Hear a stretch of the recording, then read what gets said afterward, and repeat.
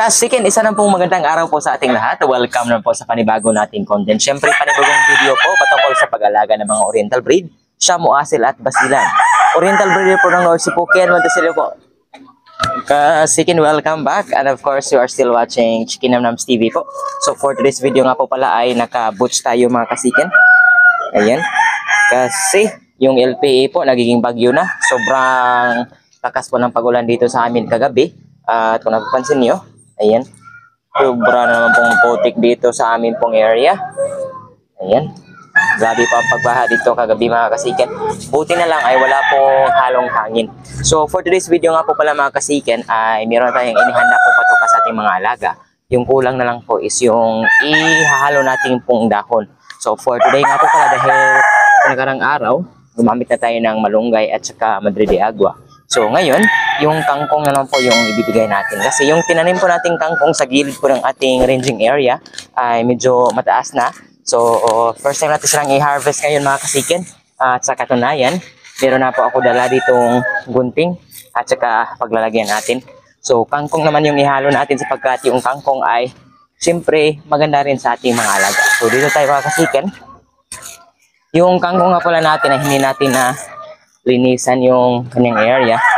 At kasi nga medyo maputik dito, tuloy-tuloy yung pag-ulan. So kahit paano maganda naman yung tubo nila, so i-harvest na natin. So ito na po mga kasiken. Ayan. So kung napapansin nyo, ayan, dahil po wala pong linis, so hindi sila nakatubo ng maganda. But ito, ayan po yung kangkong, Chinese kangkong po ito. Upland Chinese kangkong. Ayan po sila. So hanggang doon po. Supposedly mga kasiken, yung ating kangkong ay hanggang dito po ito. At kung napapansin nyo, ayan. Ayan. So nilagyan ni Papa dito ng baka. Kaya ang nangyari, ayan, kinain po yung tinam natin na kangkong. But it's okay naman rin. Kasi nga, baka lang din naman natin yung kumain. So ito na lang po yung harvestin natin hanggang doon.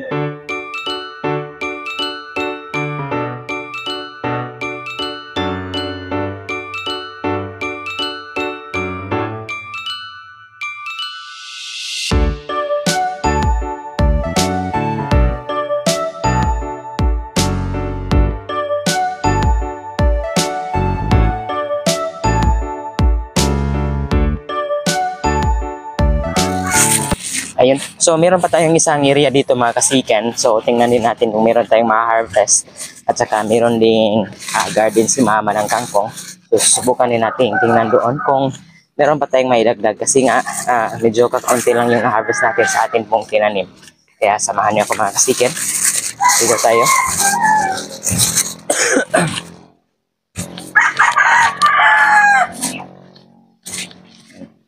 So, ito po yung kangkong. Ayan, so pwede natin yung i-harvest mga kasiken, ayan. At ano pa yung marami. So, tara.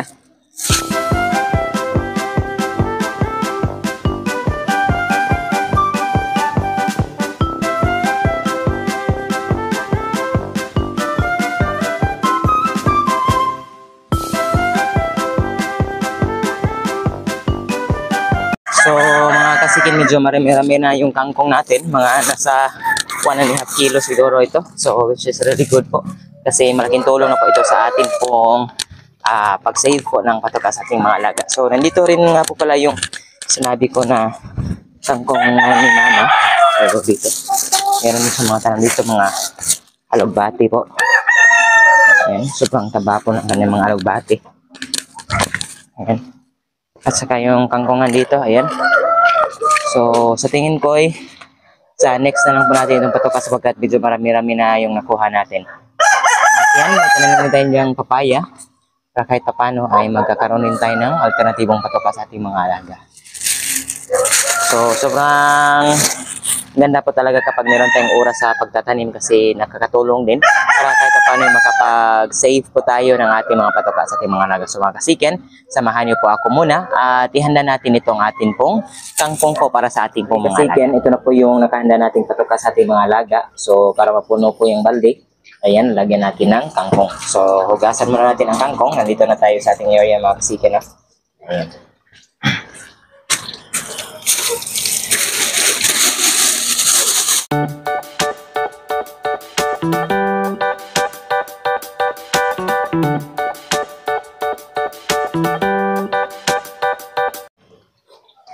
And so, sa tingin ko malinis na. So, ang gagawin natin ay guguntingin na natin makasikin para magiging pino.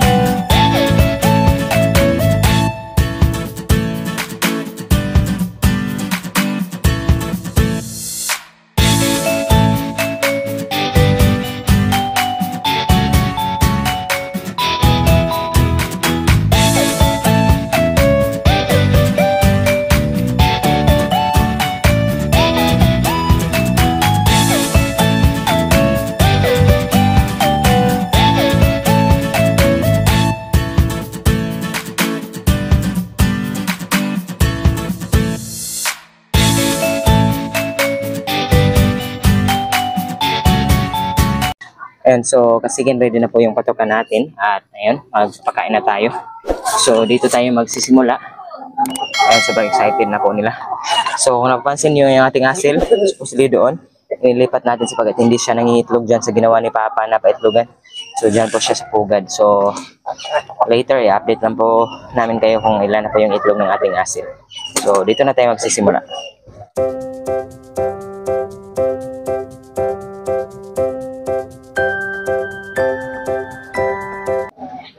So, tingnan natin sila ng malapitan mga kasikan kung gaano sila kalakas kumain.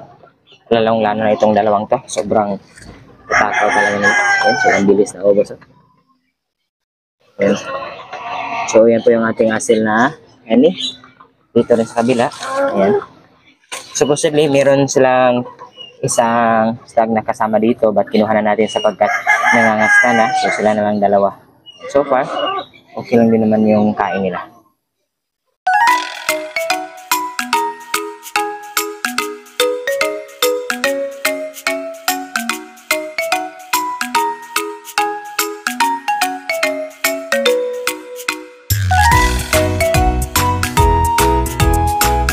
So, lapitan din natin. So, meron tayong ginfal dito na kasikan. So, yung pinapakasan natin yung ating pong asil na hini. At ayan po sila. Ganyan po sila kalakas kumain. Ano? So, talagang nasanay na sila sa atin pong mga dahon na halo. Ito na yung ating mga 6 months na mga pulit. Oh. So, mag 7 months sila ngayong September 13. So, malapit na talaga natin sila magamit. At dito rin. So, ayan. Sobrang lalaki, sobrang gaganda nila mga kasikan. At syempre, bibigyan din natin ng patukan yung ating mga broodcock. So, puntahan natin mga kasikan. So, nandito na tayo. So, tiga 3 kutsara po yung ibibigay natin sa kanila mga kasikan. Sapagkat medyo malalaki po yung mga broodcock natin.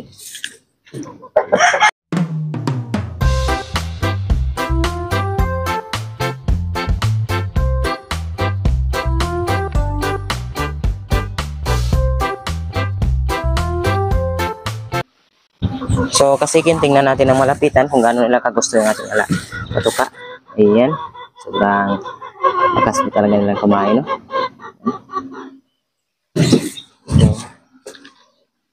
Ayan, si Azuma. Sobrang putik ng kanyang area. Yung mga pating na yung mga kasikin. Even itong si Orpheus. Oh, tingnan nyo. Sobrang nako. Hindi maganda yung mukha. Sobrang putik po ng area dahil sa sunod-sunod na pag-ulan. Dito rin. Ayan si Precious. Medyo dako Demeter. So may sipon na naman yung kanyang mata mga kasiken. But still, malakas pa rin kumain. And then si Orion. Ayan. Maganda dito ka Orion kasi nakakadapo siya sa kanyang dapuan. Dito nga pala sa last namin na kulungan, nandito na po si Aris. Ayan, nilagay natin si Aris, kapatid po ni Eros mga kasiken, no? So, ayan, hindi siya kumain, no? Tapos na lahat ng kulungan. So, ayan, babalikan na lang natin siya mamaya mga kasiken para kain siya. Nahihiya siya sa atin. So, yun nga mga kasiken, tapos na nating bigyan dito ng mga patuka. So, doon naman tayo sa kabila pong area. So, yung pong mga basila natin. At saka yung iba pa natin mga shamo na nasa kulungan. So, tara, kainin natin.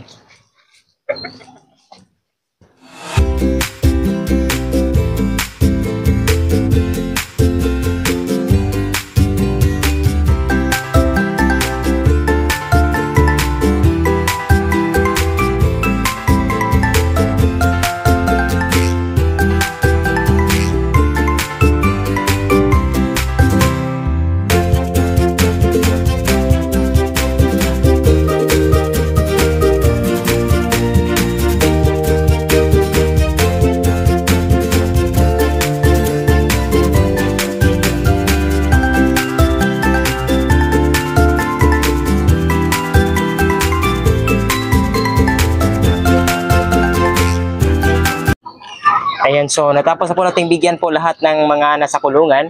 At ngayon pupunta na tayo sa atin pong mga basilan mga kasiken. Samahan niyo po ako. Ayan.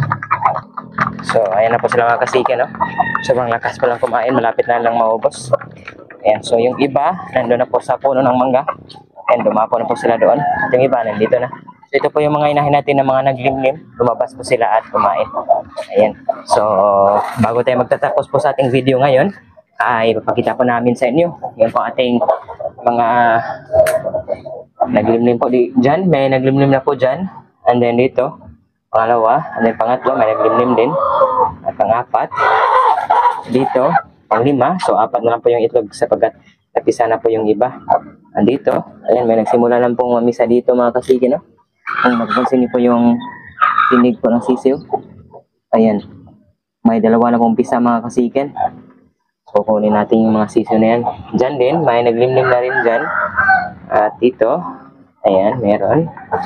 Meron din dyan. Okay? So, marami-rami rin tayong mga naglimlim po ng mga inahin. So, mga kasiken, hanggang dito na lang po ang aming video. Kaya marami pong salamat sa patuloy na panonood. At sobrang pasensya po talaga kung medyo hindi kami kaagad makapag-upload po ng mga video. So, sa mga solid subscriber natin, supporter, maraming salamat. Shoutout po sa inyong lahat at mag-ingat kayo palagi. Lalong-lalo po na meron naman pong bagyo. So, kung bago ka lang napadaan sa ating YouTube channel, please do consider subscribing. Malaking tulong na po yan sa ating munting YouTube channel. Mga kasiken, hanggang dito na lang po at see you po sa sunod naming mga upload. God bless po!